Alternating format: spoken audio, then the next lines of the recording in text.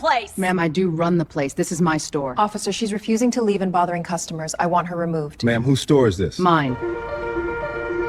Here's the license and the lease agreement. Turns out the truth fits better than any outfit and a good... Hashtag Karen calls police on black woman shopping. Unaware she's the owner. $680,000 lawsuit destroys them. Susan Reynolds, a 52-year-old white woman who lived in the upscale Riverside Heights neighborhood of Portland, Oregon, walked into Essence Boutique, a high-end women's clothing store on Main Street at 3:45 p.m. on a Saturday afternoon, intending to browse the latest arrivals and perhaps purchase a new dress for an upcoming charity gala. Within minutes of entering the store, Reynolds noticed a black woman in her mid-30s, wearing casual jeans and a sweater, examining merchandise in the designer handbag section, picking up various items to inspect them closely, checking price tags, and occasionally making notes on her phone. Behavior that millions of shoppers engage in daily without incident.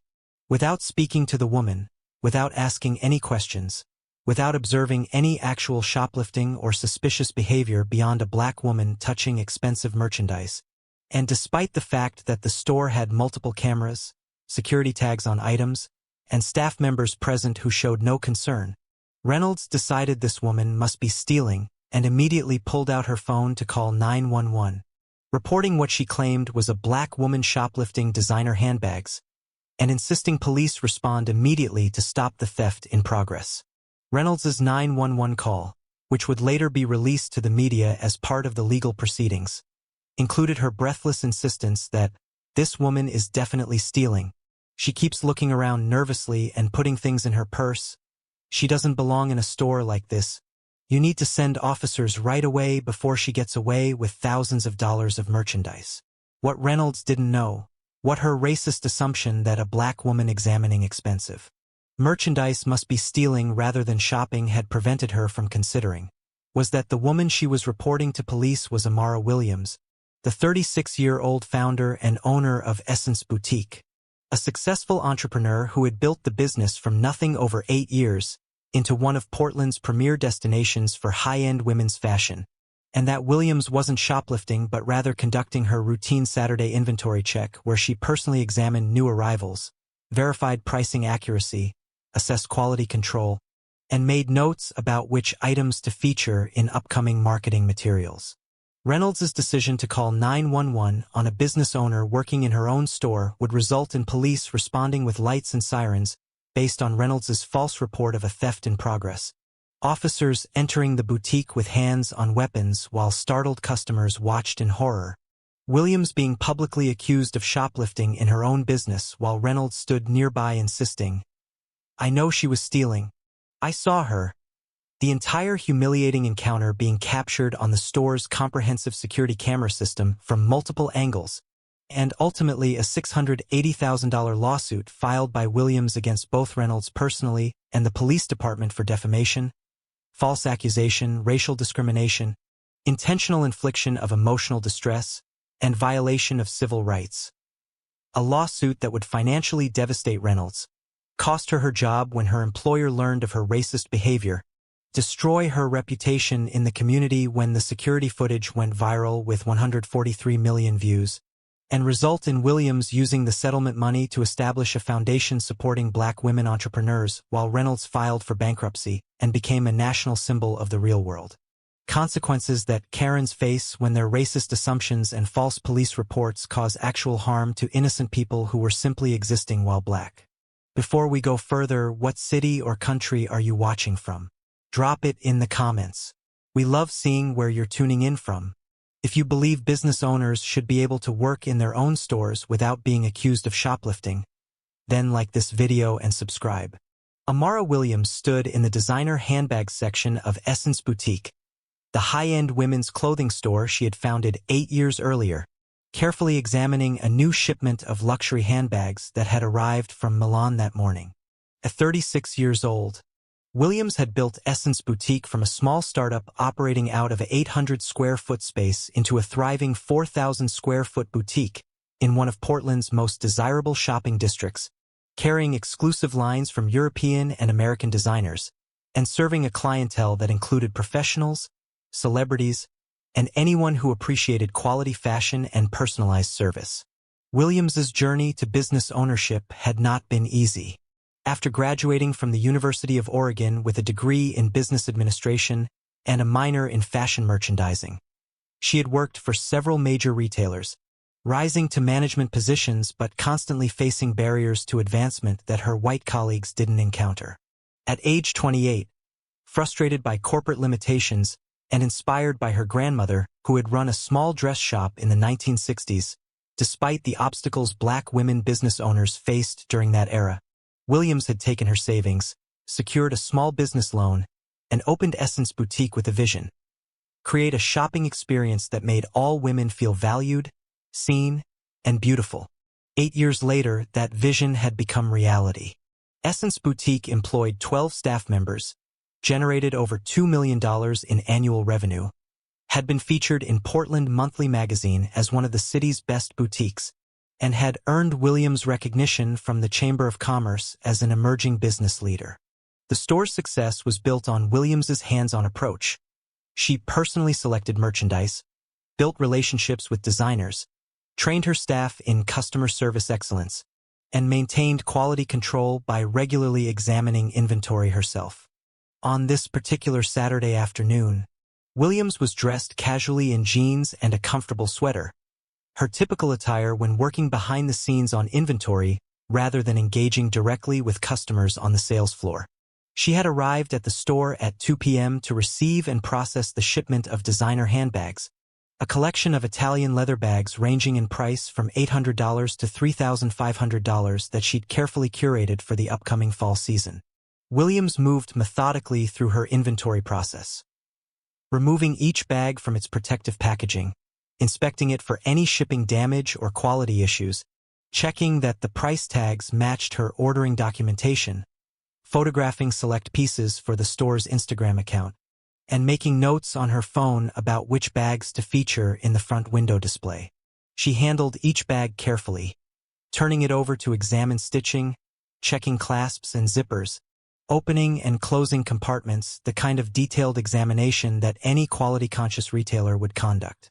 The store had about 8 customers browsing at the time, along with 3 sales associates assisting shoppers. Williams's staff knew she was working on inventory and paid her no special attention. This was part of their regular routine. The store's comprehensive security system included 6 cameras covering all angles, electronic sensors on all merchandise, and trained staff monitoring for any actual theft concerns. Susan Reynolds entered Essence Boutique at approximately 3:45 p.m., intending to browse for a dress to wear to a charity gala the following month.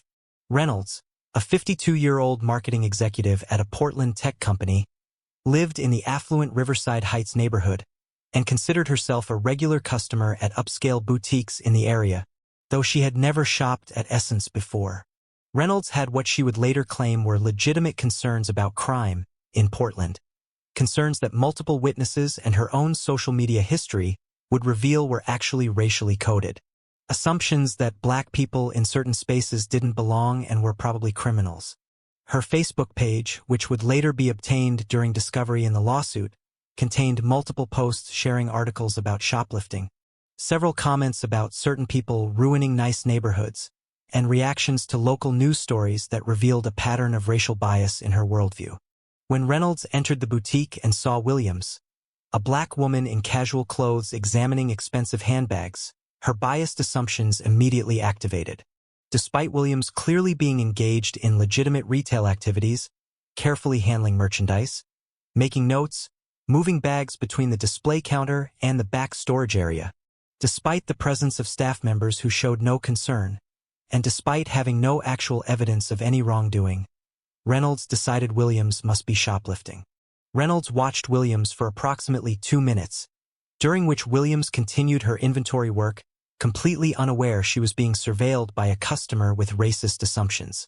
In those 2 minutes, Williams removed a navy blue leather handbag from packaging, examined the bag's craftsmanship and hardware, checked the price tag against her inventory sheet, set the bag on the counter, picked up a burgundy crossbody bag and repeated the process, made notes on her phone, moved several bags to a different section of the counter to any reasonable observer, This was clearly inventory work or merchandising. To Reynolds, with her prejudiced lens, it looked like theft in progress. Reynolds stepped outside the store and called 911. The call, which was later obtained through public records requests and played at trial, captured Reynolds's breathless, agitated voice. 911.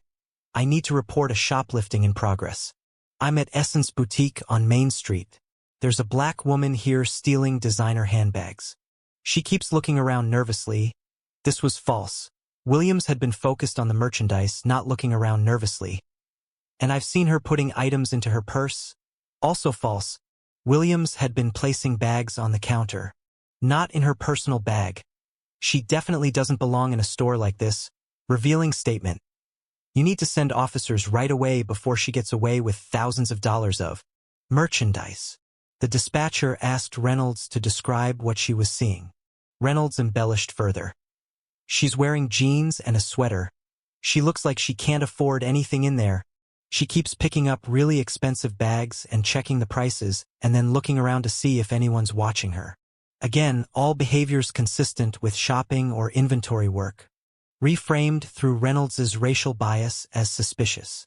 The dispatcher asked if Reynolds had seen the woman actually conceal any merchandise or attempt to leave without paying. Reynolds admitted she hadn't but insisted, I know she's stealing. I can tell, you just need to get here. Based on Reynolds's report of a theft in progress, Portland police dispatched 2 patrol units to Essence Boutique with lights and sirens activated, the standard response to an active shoplifting call. Inside the boutique, Williams had just finished photographing a particularly beautiful cognac-colored tote bag when she heard sirens approaching. She glanced up briefly, then returned to her work. Police sirens were common in this busy commercial district, and she had no reason to think they had anything to do with her store. Then 2 police officers burst through the front door of Essence Boutique, hands on their weapons, eyes scanning the room. Officer David Chun, who had 8 years with Portland PD, called out loudly, We received a report of shoplifting in progress. Everyone stay where you are. The 8 customers in the store froze. Williams, standing at the counter surrounded by expensive handbags, looked up in confusion. Her staff members also stopped, unsure what was happening. Officer Chen's partner, Officer Lisa Rodriguez, spotted Williams at the counter with the handbags and immediately approached her. Ma'am, we need you to put down what you're holding and step away from the merchandise. Williams, with years of experience navigating the world as a black woman and aware that interactions with police could escalate dangerously, complied immediately. She set down the bag she'd been holding and stepped back from the counter, her hands visible. Officers, I'm not sure what's going on, but I'm Amara Williams. I own this store. I'm conducting inventory on new arrivals. Officer Rodriguez looked skeptical. You own this store? Yes, I'm the owner. I can show you my identification, my business license, anything you need. At this point, Susan Reynolds, who had re-entered the store behind the officers, spoke up loudly. She was stealing. I saw her. She was taking those expensive bags. Williams turned and saw Reynolds for the first time. I'm sorry, who are you? Reynolds pointed at Williams accusingly. I saw you shoplifting. You were putting bags in your purse and looking around nervously. Williams felt a familiar combination of emotions. Frustration, anger, humiliation, and the exhausting recognition that she was experiencing racial profiling in her own business. She kept her voice calm and professional. Ma'am, I don't know who you are, but I'm the owner of this boutique. I was doing inventory on new merchandise. I wasn't shoplifting anything. Reynolds shook her head adamantly. I know what I saw. Officers, she's lying. Check her purse. She has stolen merchandise. Officer Chun, now beginning to realize this might not be the simple shoplifting case it had been reported as, held up his hand. Everyone, let's stay calm. Ma'am, he turned to Williams. Can you provide some identification and proof of ownership? Williams slowly reached for her purse, narrating her movements. I'm reaching for my purse now to get my wallet. She pulled out her driver's license and a business card. Here's my license. Amara Williams, And here's my business card showing I'm the owner of Essence Boutique. Officer Chen examined both. The business card clearly stated, Amara Williams, founder and owner, Essence Boutique. The driver's license matched the name. One of Williams's employees, Sarah Martinez, approached nervously.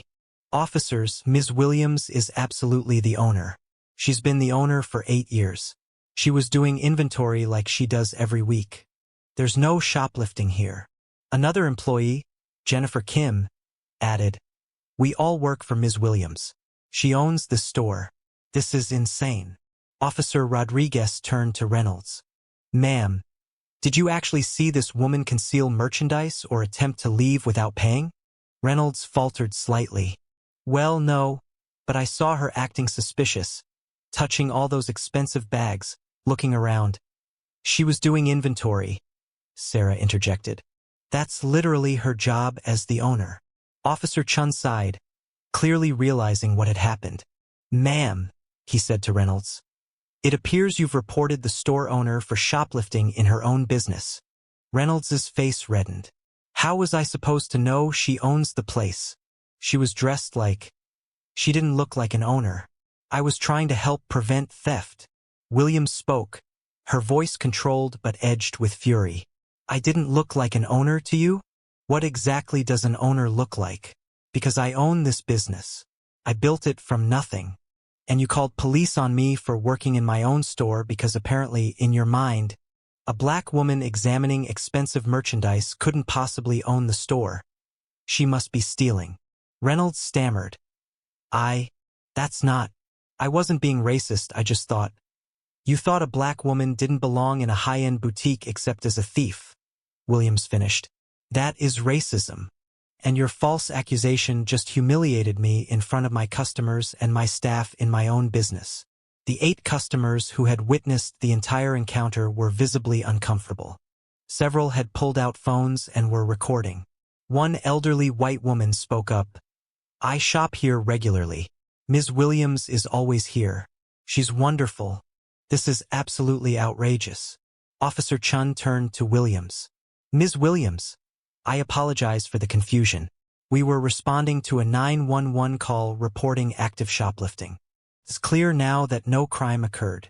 You're free to continue with your business. Williams looked at Reynolds.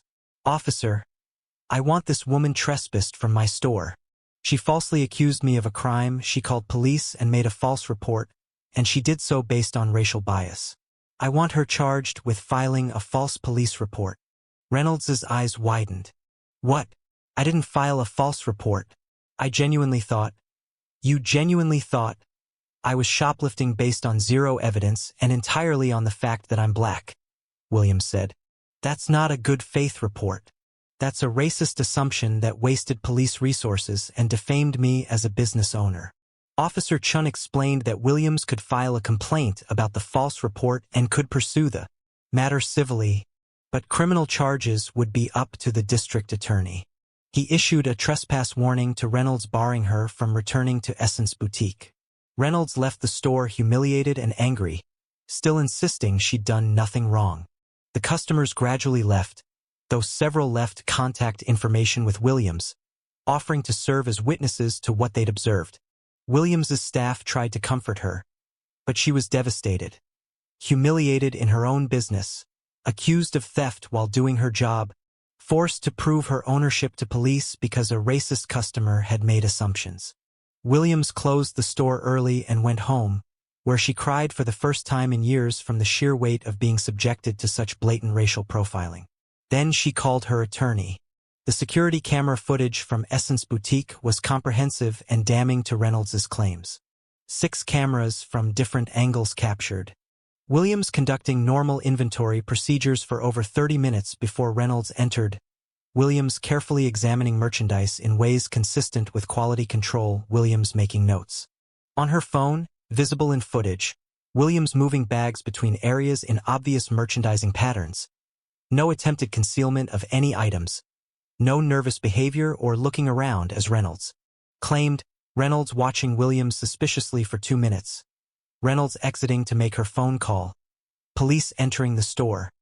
The entire confrontation, the footage proved definitively that Reynolds' 911 call had been based on fabricated observations, putting things in her purse, looking around nervously, rather than actual evidence. Williams' attorney filed a comprehensive civil lawsuit seeking $680,000 in damages against both Susan Reynolds personally and the Portland Police Department for against Reynolds *, defamation, false accusation of theft, intentional infliction of emotional distress, violation of Oregon's civil rights statute, discrimination in public accommodations, false reporting against Portland PD *, excessive response to unverified claims, failure to de-escalate racial profiling situation, pattern of responding to racially motivated calls without proper assessment. The lawsuit included the 911 call recording, security footage, witness statements from customers and staff, and expert testimony on the harm caused by racial profiling to Black business owners. The case went viral when Williams released the security footage publicly. The video showing a Black business owner being accused of shoplifting in her own store while a white woman insisted, "I know she was stealing," reached 143 million views and sparked national conversations about Karen behavior and the real consequences of weaponizing police against Black people. Public reaction was overwhelmingly supportive of Williams and condemnatory of Reynolds.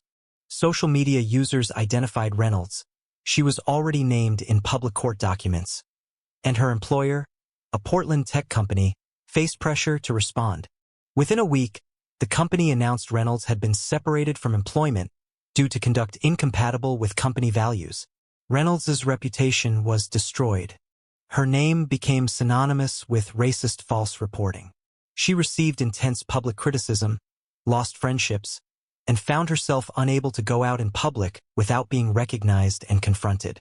The legal proceedings revealed more damaging information about Reynolds through discovery of her social media posts showing a pattern of racial bias.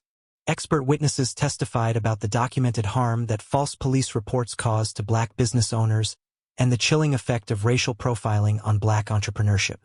Portland Police Department, facing the viral footage and pressure from community groups, settled their portion of the lawsuit for $180,000 and agreed to implement training on responding to potentially racially motivated calls and conducting better assessment before responding with lights and sirens to unverified shoplifting reports.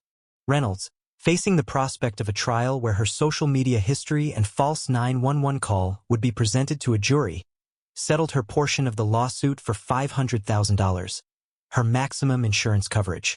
She had to sell her home to pay legal fees and other costs, and she filed for bankruptcy within 6 months of the settlement. The total settlement of $680,000 was awarded to Williams, who used a portion to establish the Essence Foundation, a nonprofit providing grants and mentorship to Black women entrepreneurs starting retail businesses. She also used part of the settlement to expand Essence Boutique, opening a second location and creating more jobs. 3 years after the incident, Essence Boutique continues to thrive, with Williams now recognized nationally as both a successful entrepreneur and an advocate for addressing racial bias in retail spaces. She speaks at business conferences about her experience and works with retail associations on training to prevent racial profiling of customers and business owners. Susan Reynolds, now 55, works in a low-wage administrative position after being unable to find employment in her previous field, lives in a modest apartment after losing her home, and has become a cautionary tale about the real-world consequences of racist assumptions and false police reports. The case remains a powerful example of how Karen behavior, calling police on Black people for existing in spaces where bias